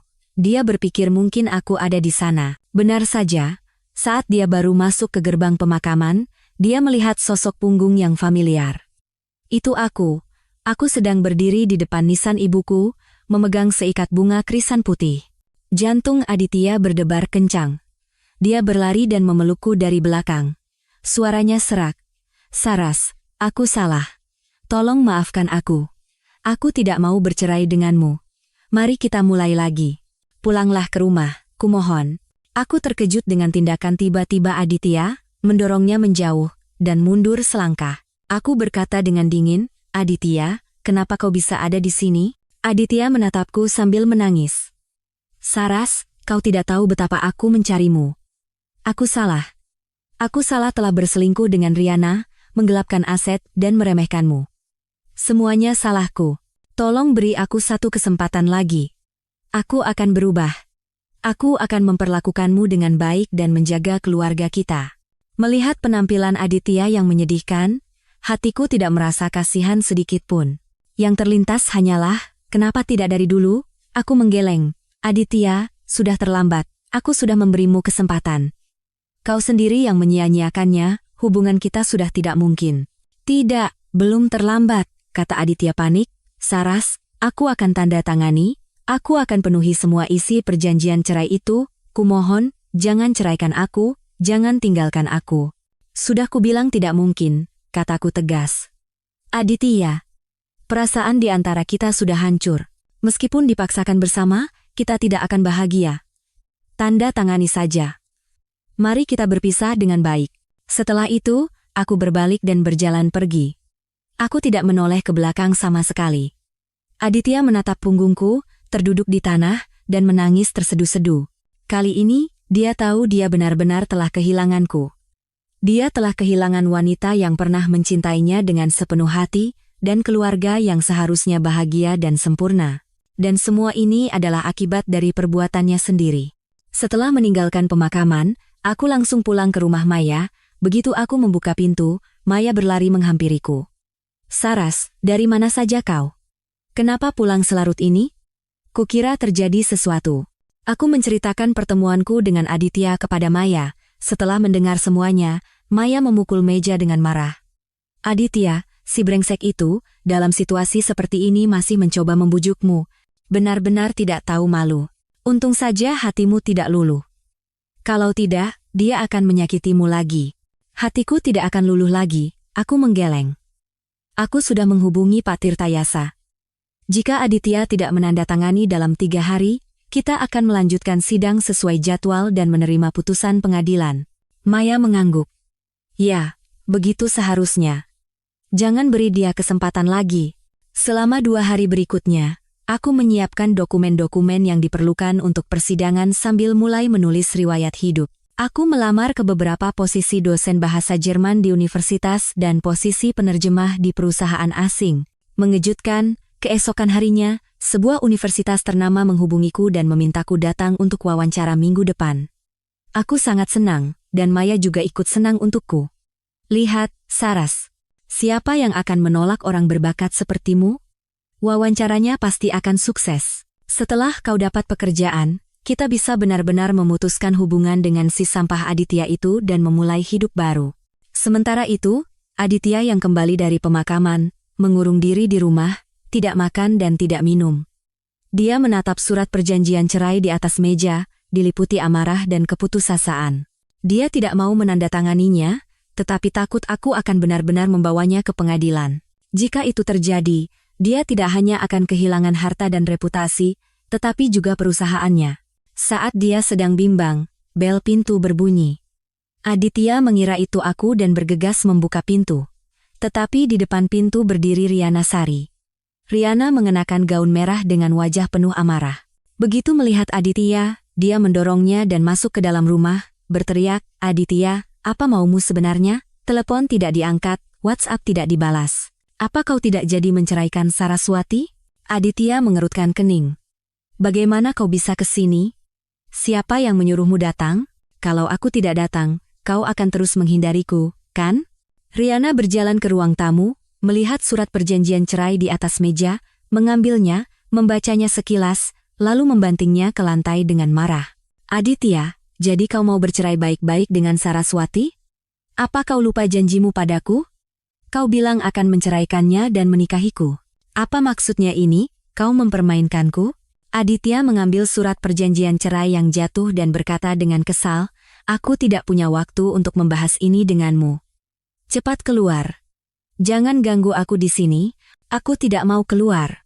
Riana mulai menangis. Aditya, aku sudah banyak berkorban untukmu. Aku bahkan memutuskan hubungan dengan orang tuaku. Sekarang kau mau meninggalkanku? Beraninya kau melakukan ini padaku? Melihat Riana menangis, Aditya semakin kesal. Kapan aku bilang mau meninggalkanmu? Aku sedang dalam situasi sulit sekarang.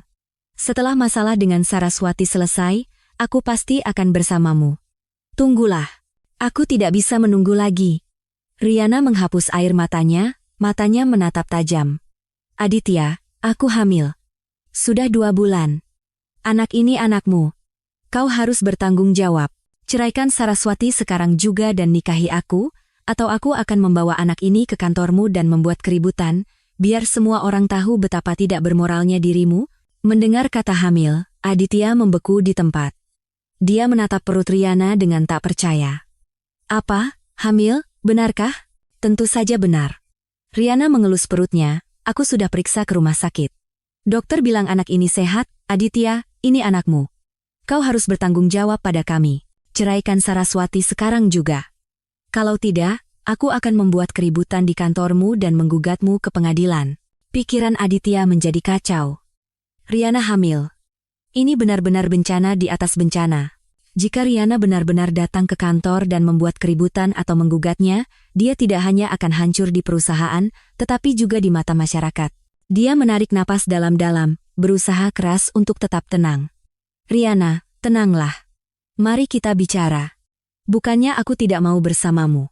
Masalah perceraian dengan Saraswati sedikit rumit, jadi butuh waktu. Beri aku sedikit waktu lagi. Aku pasti akan menceraikannya dan menikahimu. Aku sudah memberimu cukup waktu, Riana menggeleng. Aku tidak bisa menunggu lagi. Ceraikan Saraswati dalam 3 hari. Kalau tidak, aku akan datang ke kantormu dan membuat keributan. Aku selalu menepati kata-kataku. Setelah itu, Riana berbalik dan pergi. Di depan pintu, dia menoleh ke arah Aditya. Aditya, jangan coba-coba membohongiku. Aku akan mengawasimu. Jika dalam 3 hari kau belum menceraikan Saraswati, bersiaplah untuk menanggung akibatnya. Setelah Riana pergi, Aditya terduduk lemas di sofa, hatinya dipenuhi keputusasaan. Di satu sisi, ada ultimatum dariku. Di sisi lain, ada ancaman dari Riana. Tekanan dari para pemegang saham. Dan sekarang, anak yang belum lahir. Dia hampir gila. Dia tidak tahu harus berbuat apa. Dia mengambil ponselnya dan menelepon Pak Chandra, wakil direkturnya, untuk meminta bantuan. Pak Chandra mengangkat telepon, mendengarkan situasi Aditya, dan menghela napas. Pak Direktur, dalam situasi seperti ini, saya juga tidak bisa berbuat apa-apa. Nyonya Saraswati sangat tegas, Riana mengancam dengan kehamilannya, dan para pemegang saham mendesak penyelesaian masalah. Bapak benar-benar dalam posisi terjepit. Aditya berkata dengan cemas, lalu apa yang harus kulakukan? Apa aku harus menceraikan Saraswati dan menikahi Riana? Tapi aku tidak mau menceraikan Saraswati. Aku masih mencintainya.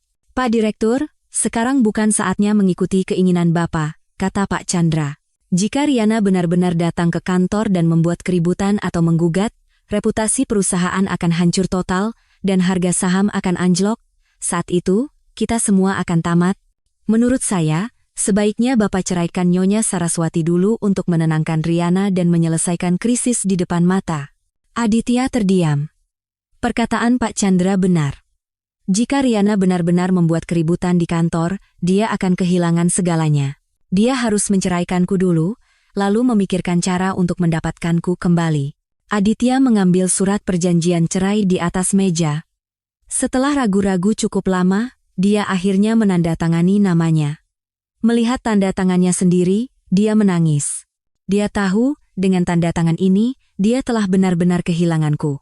Dia telah kehilangan wanita yang pernah mencintainya dengan sepenuh hati. Setelah menandatangani, Aditya menelepon Pak Budi dan memintanya mengantarkan surat perjanjian cerai itu ke kantor hukum Pak Tirtayasa. Pak Budi mengangkat telepon dan menghela napas. Pak Direktur, apa Bapak benar-benar sudah memutuskan? Dengan tanda tangan ini, Bapak dan Nyonya akan menjadi orang asing. Aditya berkata dengan suara serak, sudah kuputuskan, cepat antarkan. Setelah menutup telepon, Aditya duduk di sofa, menatap ruangan yang kosong dengan perasaan hampa. Dia tidak tahu bahwa keputusannya saat ini, alih-alih menyelesaikan masalah, justru akan menjerumuskannya ke dalam kesulitan yang lebih besar. Keesokan harinya setelah Aditya menandatangani, aku mendapat telepon dari Pak Tirtayasa. Dia memberitahu bahwa Aditya telah menandatangani surat perjanjian cerai dan surat itu sudah dikirim ke kantornya.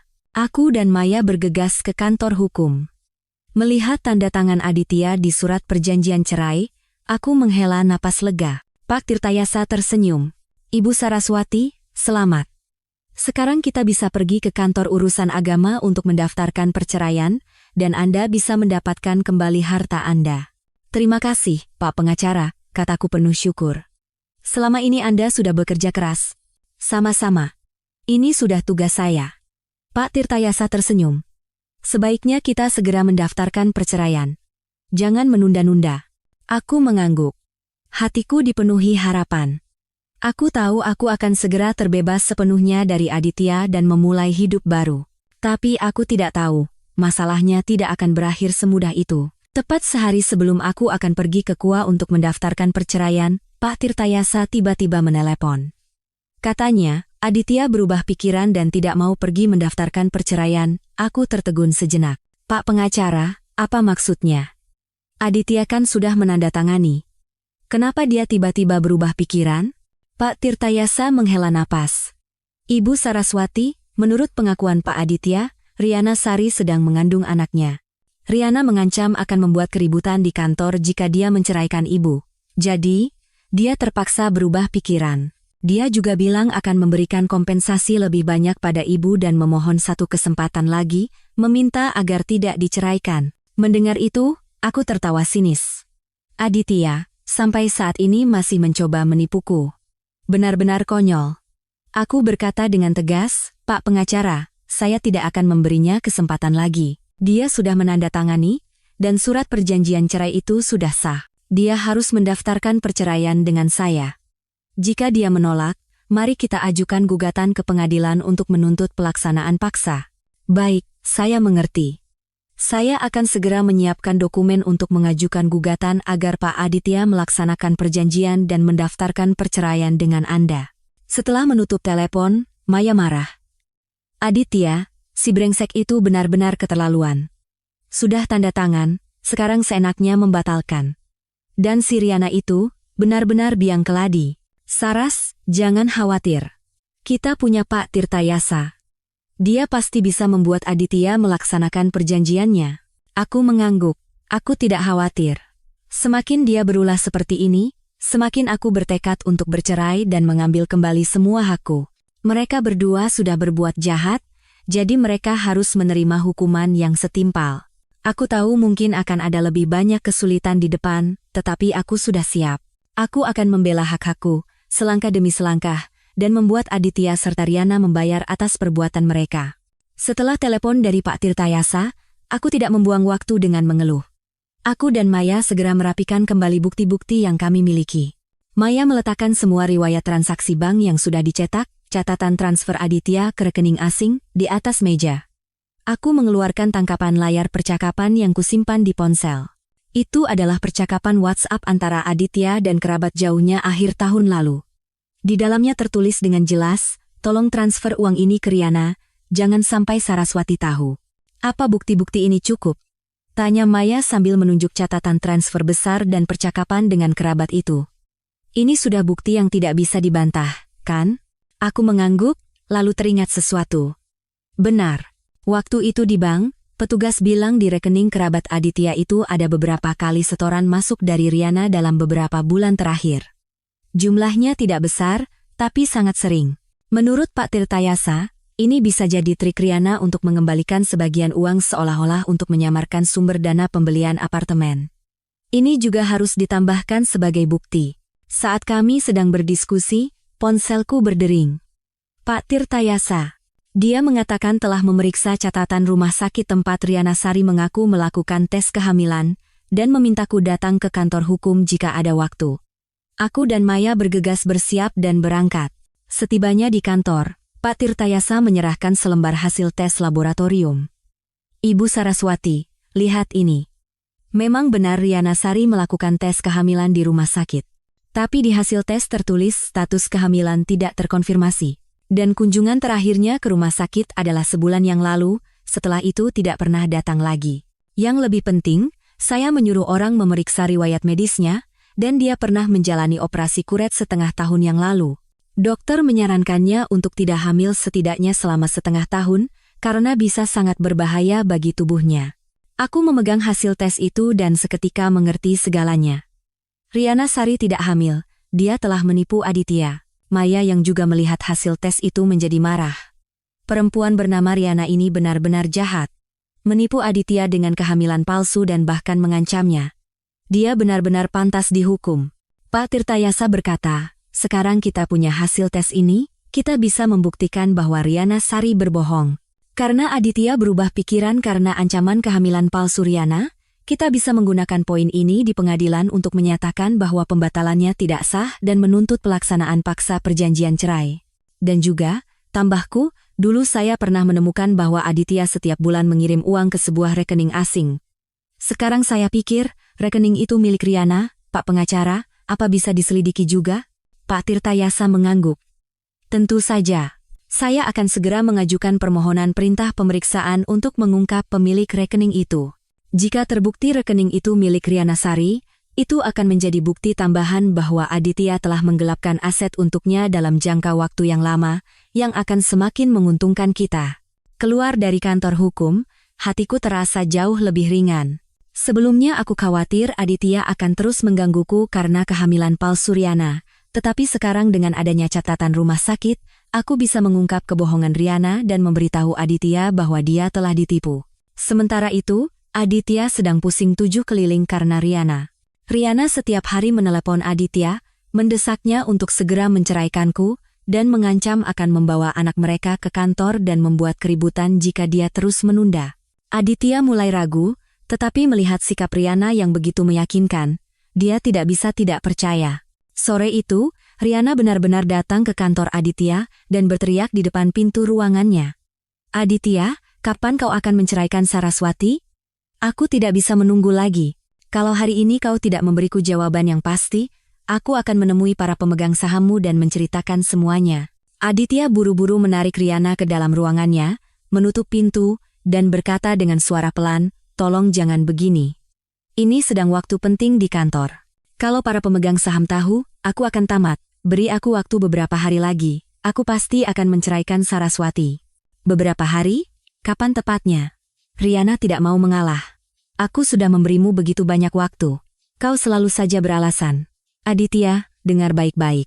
Kalau hari ini kau tidak memberiku janji yang pasti, aku akan membuat keributan sekarang juga. Melihat Riana yang berubah menjadi seperti iblis, Aditya tiba-tiba merasa curiga. Dia teringat dulu saat bersama Riana, dia sering mengeluh tidak enak badan dan pernah bilang baru saja menjalani operasi. Bagaimana bisa dia tiba-tiba hamil? Lagi pula, setelah mengaku hamil, dia hanya mengatakan sudah periksa ke rumah sakit, tetapi tidak pernah menunjukkan hasil tesnya. Aditya mencoba memansin. Riana, kalau kau memang hamil, bisa tunjukkan hasil tes dari rumah sakit? Aku juga ingin tahu kondisi anak kita. Mata Riana tampak goyah. Dia buru-buru berkata, hasil tesnya kutinggal di rumah, sekarang tidak ada. Lagi pula, dokter bilang sekarang anaknya masih terlalu kecil, jadi tidak banyak yang bisa diperiksa. Nanti kalau sudah lebih besar baru periksa lagi. Kecurigaan Aditya semakin dalam. Kalau begitu, setidaknya beritahu aku nama rumah sakit dan dokternya. Besok, aku akan menemanimu. Aku juga ingin mendengar langsung dari dokter. Wajah Riana mengeras. Tidak perlu. Aku bisa pergi sendiri. Kau tidak usah ikut. Kalau kau benar-benar khawatir padaku dan anak ini, cepat ceraikan Saraswati. Jangan tanya yang tidak-tidak. Melihat kepanikan Riana, Aditya akhirnya menemukan jawabannya. Kemungkinan besar Riana tidak hamil, dia telah menipunya. Aditya diliputi amarah dan rasa dikhianati. Dia telah ditipu begitu lama oleh Riana, dan karena kebohongannya, hubungannya denganku nyaris berakhir total. Dia menahan amarahnya dan berkata, Riana, kalau kau benar-benar hamil, tunjukkan hasil tesnya atau pergi ke rumah sakit bersamaku. Kalau kau tidak bisa menunjukkan hasil tes dan tidak mau pergi ke rumah sakit, aku tidak punya pilihan selain berpikir kau berbohong. Riana semakin panik karena Aditya tidak percaya. Dia menangis. Aditya, beraninya kau meragukanku? Aku bahkan mengandung anakmu, dan kau tidak percaya padaku? Aku benar-benar kecewa. Bukannya aku tidak percaya padamu, tapi tidak ada bukti kau hamil, kata Aditya dingin. Kalau kau benar-benar hamil, bawa buktinya, kalau tidak, aku tidak akan percaya lagi padamu. Melihat sikap tegas Aditya, Riana sadar dia tidak bisa menipu lagi. Dia menghapus air matanya, dan wajahnya berubah menjadi ganas.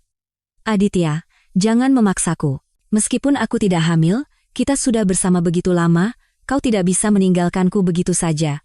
Beri aku uang. Kalau tidak, aku akan membuat keributan di kantormu dan memberitahu Saraswati semuanya. Aku tidak akan membiarkan kalian berdua hidup tenang. Mendengar pengakuan Riana bahwa dia tidak hamil, Aditya gemetar karena marah. Kau menipuku dengan kehamilan palsu demi uang. Riana, kau benar-benar hina. Aku hina? Riana tertawa sinis. Yang menipuku lebih dulu itu kau. Kau janji akan menceraikan Saraswati dan menikahiku. Kau juga janji akan membelikanku rumah. Jangan coba-coba mengelak sekarang, tidak akan kubiarkan. Beri aku 4 miliar rupiah. Kalau tidak, aku benar-benar akan membuat keributan. Aku akan membuatmu hancur di masyarakat. Aditya akhirnya melihat wajah asli Riana. Dia tidak mau berurusan lagi dengannya. Aku tidak punya 4 miliar. Paling banyak aku bisa memberimu 1 miliar. Kalau kau setuju, aku akan transfer sekarang juga. Setelah itu, kita jangan pernah bertemu lagi. Kalau tidak setuju, terserah kau. Aku sudah tidak takut lagi dengan ancamanmu. Riana tidak menyangka Aditya akan bersikap sekeras ini. Dia ragu sejenak, berpikir bahwa 1 miliar juga bukan uang yang sedikit. Jika dia terus membuat keributan, dia mungkin tidak akan mendapatkan apa-apa. Dia mengangguk. Baik. 1 miliar. Transfer sekarang. Aditya mengeluarkan ponselnya dan mentransfer 1 miliar rupiah ke rekening Riana, lalu dia berkata, uang sudah kukirim, cepat keluar, jangan pernah mencariku lagi, jangan ganggu Saraswati juga. Kalau tidak, aku tidak akan tinggal diam. Setelah menerima uang, Riana tersenyum penuh kemenangan. Dia mengambil tasnya, berbalik, dan pergi tanpa mengucapkan selamat tinggal. Melihat punggung Riana, Aditya diliputi penyesalan dan amarah. Dia menyesal pernah terperdaya dan menjalin hubungan dengan Riana. Dia tidak hanya mengkhianatiku, tetapi juga ditipu begitu lama dan kehilangan uang yang sangat banyak. Aku tidak terkejut mendengar kabar bahwa Aditya telah mengetahui kehamilan palsu Riana. Pak Tirtayasa memberitahuku bahwa Aditya telah menghubunginya, mengatakan akan melaksanakan perjanjian cerai dan pergi ke Goa bersamaku untuk mendaftarkan perceraian. Aku dan Maya sangat senang. Maya berkata, Saras, bagus sekali. Akhirnya Aditya sadar dia telah ditipu dan mau menceraikanmu. Kita akhirnya bisa terbebas darinya. Aku mengangguk. Iya, akhirnya terbebas. Tapi kita tetap harus bertemu di pengadilan. Aku harus mendapatkan kembali semua aset yang telah digelapkannya. Aku tidak akan membiarkannya lolos begitu saja. Pak Tirtayasa juga berkata, benar, Bu Saras. Meskipun Pak Aditya setuju untuk melaksanakan perjanjian cerai, tindakan penggelapan asetnya sudah merugikan Anda. Anda berhak menuntut pengembalian dan juga uang pesangon. Kita akan tetap melanjutkan persidangan sesuai jadwal untuk mendapatkan putusan yang adil dari pengadilan. Aku setuju dengan pendapat Pak Tirtayasa. Meskipun Aditya setuju untuk bercerai, aku tidak bisa memaafkannya begitu saja. Dia harus membayar atas pengkhianatan dan penipuannya. Hanya dengan begitu, aku bisa benar-benar menutup masa lalu dan memulai hidup baru. Beberapa hari berikutnya, aku menyiapkan dokumen-dokumen untuk persidangan sambil mempersiapkan wawancara di universitas. Aku mencurahkan seluruh energiku untuk hal-hal ini, dan tidak lagi memikirkan Aditya dan Riana. Aku tahu, hanya dengan membuat diriku lebih baik, aku bisa benar-benar keluar dari bayang-bayang masa lalu dan menyambut masa depan yang lebih baik. Hari wawancara, aku mengenakan pakaian rapi, dengan senyum percaya diri, masuk ke ruang wawancara universitas. Para pewawancara mengajukan banyak pertanyaan tentang pendidikan bahasa Jerman dan penelitian akademis, dan aku menjawabnya dengan tenang. Setelah wawancara selesai, para pewawancara terlihat sangat puas dan mengatakan akan memberitahu hasilnya secepat mungkin. Keluar dari ruang wawancara, hatiku dipenuhi harapan. Aku tahu, apapun hasilnya, aku sudah mengambil langkah baru. Kehidupan baruku sudah dimulai. 3 hari setelah wawancara, aku menerima surat penerimaan dari universitas. Aku diminta untuk mulai bekerja pada hari Senin minggu depan. Melihat surat itu, aku sangat gembira hingga hampir melompat. Maya memelukku dan bersorak. Saras, bagus sekali. Kau akhirnya bisa melakukan pekerjaan yang kau sukai lagi. Aku memegang surat penerimaan itu dan berterima kasih dalam hati. Terima kasih atas bantuan Pak Tirtayasa, dukungan Maya, dan terutama, terima kasih pada diriku sendiri yang tidak menyerah karena kegagalan pernikahan, tetapi bangkit kembali dan memilih untuk mengejar kehidupan yang kuinginkan. Sehari sebelum aku mulai bekerja, aku mendapat telepon dari Pak Tirtayasa. Tanggal sidang telah ditetapkan minggu depan, jadi aku harus bersiap. Dia juga memberitahu bahwa Aditya akhir-akhir ini terus menghubunginya, ingin bertemu denganku secara terpisah untuk bernegosiasi. Dia menawarkan untuk mengurangi proporsi pembagian harta dengan memberikan uang kompensasi tambahan. Tanpa berpikir, aku menolaknya. Pak pengacara, saya tidak butuh uang kompensasinya. Saya hanya ingin mendapatkan kembali apa yang menjadi hak saya. Dia telah berselingkuh dan menggelapkan aset, jadi dia harus bertanggung jawab. Saya tidak akan memberikan keringanan apapun. Pak Tirtayasa berkata, baik, Bu Saras. Kalau begitu, kita akan melanjutkan persidangan sesuai jadwal untuk mendapatkan putusan yang adil dari pengadilan. Sehari sebelum sidang, Aditya tiba-tiba meneleponku. Aku ragu sejenak, lalu mengangkatnya. Dari seberang telepon, suara Aditya terdengar sangat serak dan lelah. Saras, besok sidang. Bisakah kita bertemu sebentar? Ada yang ingin kubicarakan. Aku berpikir sejenak, lalu berkata, baik, kita bertemu di kafe dekat pengadilan, jam 3 sore. Setelah menutup telepon, Maya bertanya dengan cemas. Saras, kau benar-benar akan menemuinya? Bagaimana kalau dia punya niat buruk? Aku tersenyum. Jangan khawatir. Aku tidak akan tertipu lagi olehnya. Aku menemuinya hanya untuk benar-benar mengakhiri semuanya. Untuk menunjukkan padanya bahwa aku bukan orang yang bisa diremehkan. Pukul 3 sore, aku tiba di kafe tepat waktu. Aditya sudah ada di sana. Dia duduk di dekat jendela, mengenakan setelan hitam, rambutnya disisir rapi, tetapi wajahnya tetap pucat dan kuyu. Melihatku, Aditya buru-buru berdiri dan mencoba menarik kursi untukku, tetapi aku langsung duduk di seberangnya. Kalau ada yang mau dibicarakan, katakan saja. Aditya tertegun sejenak, lalu perlahan duduk kembali. Saras, aku salah.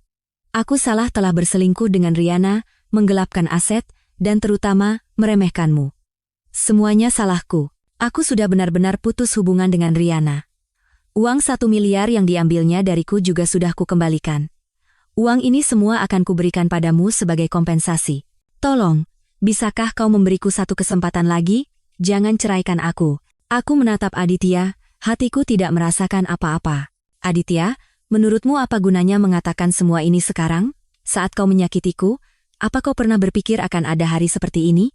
Aku sudah diterima di universitas dan akan mulai bekerja minggu depan. Kehidupan baruku sudah dimulai. Aku tidak punya niat untuk kembali. Aku tahu dulu aku banyak menyakitimu, kata Aditya panik, tapi aku bisa berubah. Aku akan memperlakukanmu dengan baik dan menjaga keluarga kita. Tolong beri aku satu kesempatan lagi. Kesempatan itu bukan tidak pernah ada. Kau sendiri yang menyia-nyiakannya. Aku mengeluarkan ponselku, membuka hasil tes rumah sakit yang dikirim Pak Tirtayasa sebelumnya dan bukti transfer Aditya kepada Riana, lalu meletakkannya di depan Aditya. Lihat, Riana tidak pernah hamil. Dia menipumu. Uang yang kau kirim padanya setiap bulan, dan harga apartemen mewah itu, totalnya lebih dari 4 miliar rupiah. Itu semua adalah harta bersama kita, kau harus mengembalikan semuanya padaku. Melihat bukti-bukti di ponsel, wajah Aditya pucat pasi. Kau sudah tahu Riana tidak hamil? Kau sudah mengumpulkan semua bukti ini? Ya. Aku sudah tahu, kataku datar. Sejak kau berbicara dengan Riana dalam bahasa Prancis di resepsi, aku tahu pernikahan kita sudah berakhir. Aku mengumpulkan bukti-bukti ini bukan untuk membalas dendam padamu. Ini untuk melindungi hak-hakku. Aku mengorbankan karier dan mimpiku untukmu. Tapi kau membalasnya seperti ini. Aku tidak bisa membiarkannya begitu saja.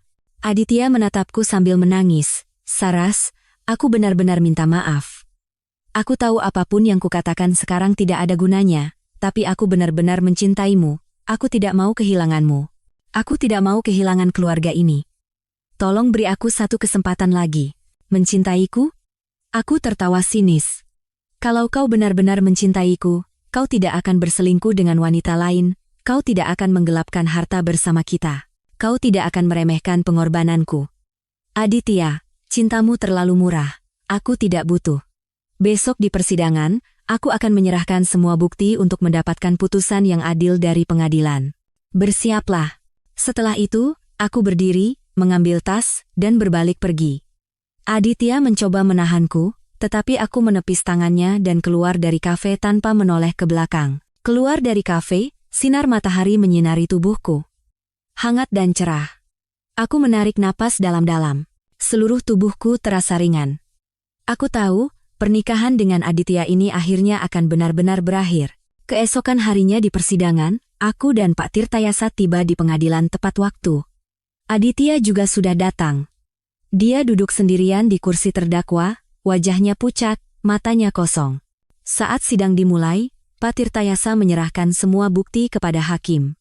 Bukti transfer Aditya kepada Riana, akta jual beli apartemen mewah, hasil tes laboratorium rumah sakit, dan percakapan WhatsApp Aditya dengan kerabat jauhnya.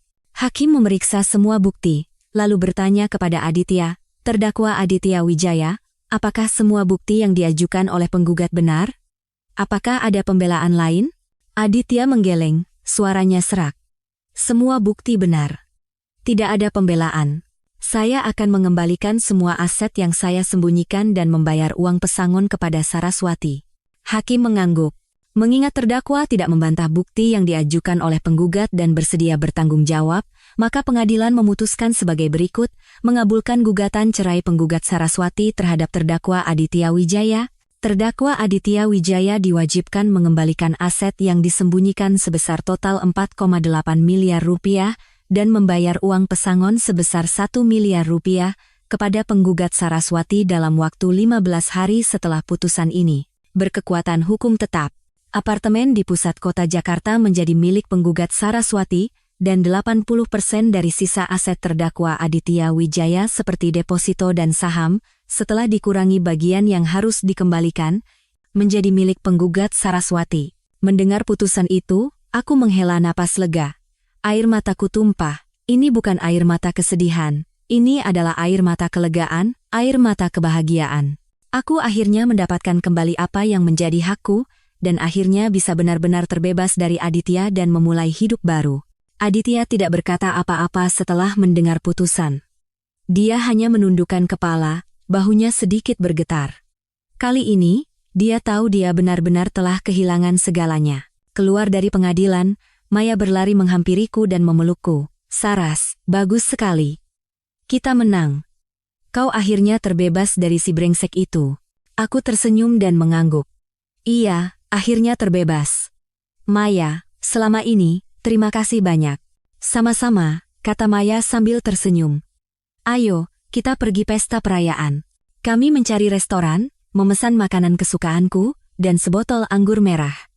Sambil makan, memandangi pemandangan di luar jendela, hatiku dipenuhi harapan. Aku tahu masa depanku pasti akan menjadi lebih baik. Aku akan bersinar di pekerjaan yang kusukai, dan aku akan bertemu dengan orang yang benar-benar menghargai dan mencintaiku.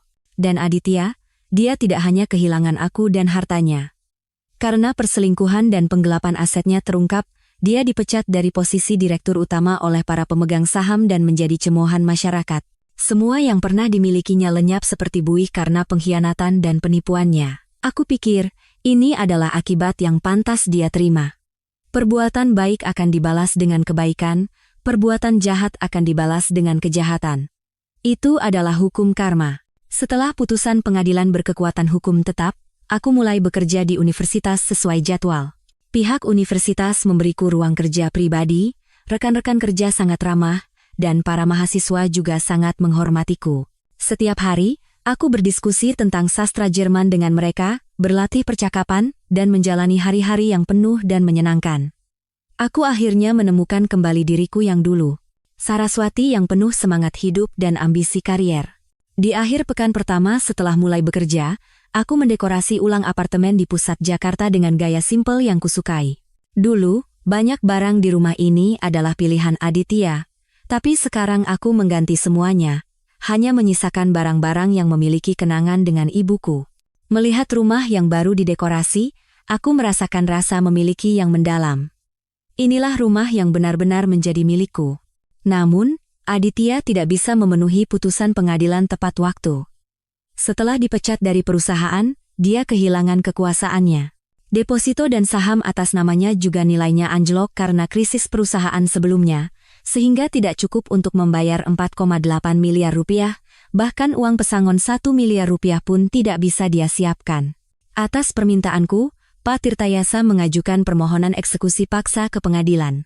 Pengadilan menyita satu-satunya apartemen kecil dan mobil yang tersisa atas nama Aditya, dan bersiap untuk melelangnya untuk membayar utangnya padaku. Mendengar kabar itu, Aditya beberapa kali meneleponku, memohon agar diberi perpanjangan waktu. Dia berjanji akan mencari cara untuk membayar utangnya.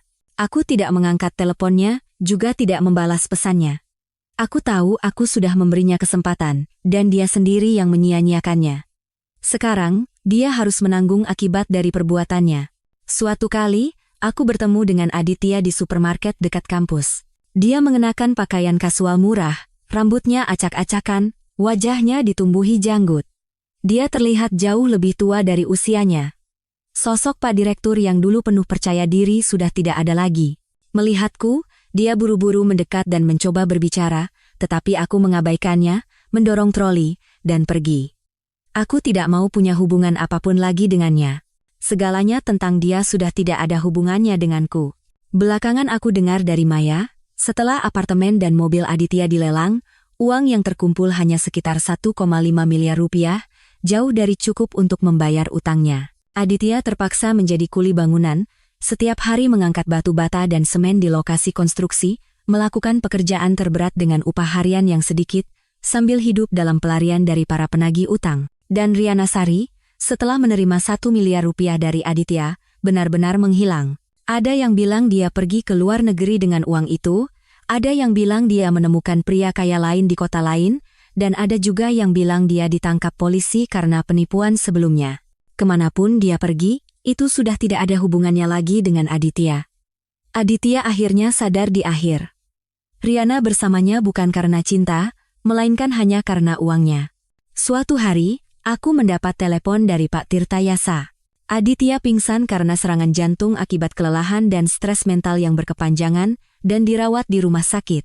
Kerabat dan teman-temannya tidak ada yang mau mengurusnya, sehingga pihak rumah sakit menghubungiku sebagai satu-satunya kontak yang bisa dihubungi, menanyakan apakah aku bersedia menjenguknya. Setelah ragu cukup lama, aku akhirnya memutuskan untuk pergi ke rumah sakit. Bukan karena hatiku luluh.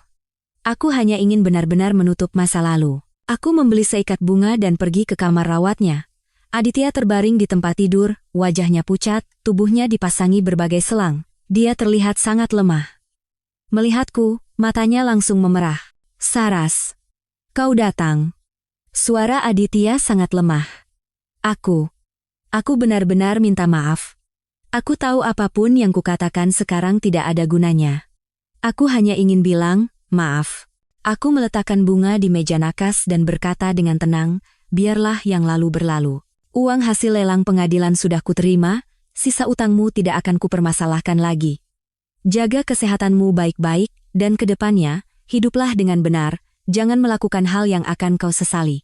Mendengar perkataanku, Aditya menangis. "Saras, terima kasih. Terima kasih, sudah memaafkanku." Aku tidak berkata apa-apa, berbalik, dan keluar dari kamar rawat, keluar dari rumah sakit, sinar matahari menyinari tubuhku, hangat dan cerah, aku menarik napas dalam-dalam. Bayangan terakhir di hatiku terasa lenyap. Aku akhirnya benar-benar melepaskan masa lalu, dan memulai hidup baru. 1 tahun berlalu. Karierku di universitas semakin menanjak. Aku menerbitkan sebuah buku Cuyen Ngang tentang sastra Jerman yang mendapat sambutan baik dari rekan-rekanku.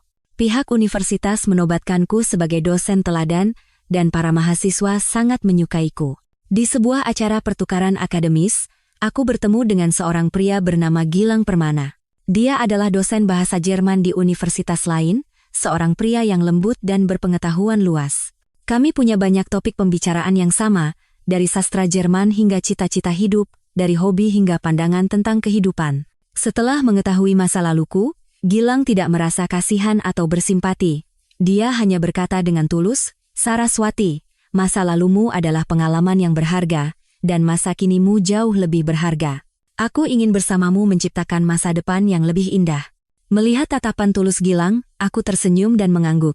Aku tahu, aku akhirnya telah menemukan orang yang menghargai dan mencintaiku.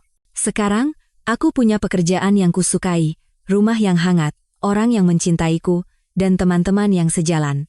Hidupku dipenuhi sinar matahari dan harapan, tidak ada lagi bayang-bayang masa lalu. Kadang-kadang, aku teringat pada Aditya dan Riana, serta pernikahan yang gagal itu. Tapi aku tidak lagi merasa sedih atau marah. Justru, aku merasa bersyukur. Karena pengalaman itulah yang mengajariku cara melindungi diri, cara berjuang untuk hak-hakku, dan cara bangkit kembali dari keterpurukan. Aku akhirnya sadar, hidup itu seperti cermin, jika kau tersenyum padanya, dia akan tersenyum kembali padamu. Sebesar apapun kesulitan yang kau hadapi, jika kau tidak menyerah dan berani menghadapinya, kau pasti akan menemukan kebahagiaanmu sendiri. Dan orang-orang yang mengkhianati dan menyakitimu, pada akhirnya akan membayar atas perbuatan mereka. Sebab akibat. Itu adalah kebenaran yang tidak akan pernah berubah. Manusia harus menjaga kebaikannya dan menghargai orang-orang di sekitarnya.